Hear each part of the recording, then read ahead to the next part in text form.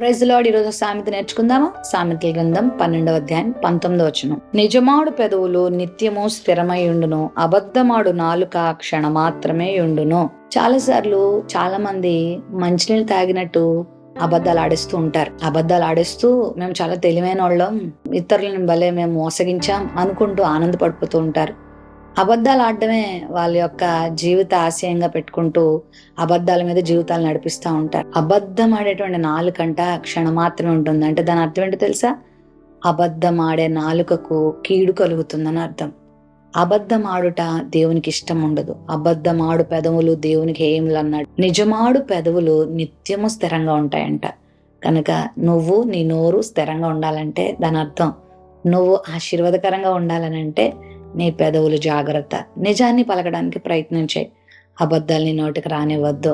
సత్యమే పలుకు. మన దేవుడు కూడా సత్యవంతుడు కదా. నీవు క్రీస్తువా అని అడిగితే అవును నువ్వు అన్నట్టే అన్నాడు. ఆయనేమి అబద్ధం ఆడలేదు, అబద్ధం ఆడనివ్వడు కూడా. అబద్ధం అంటే ఆయనకి ఇష్టం కాదు కూడా. కనుక అబద్ధాలు ఆడద్దు, నిజాలే పలుకు. దేవుని పొందుకుంటావు.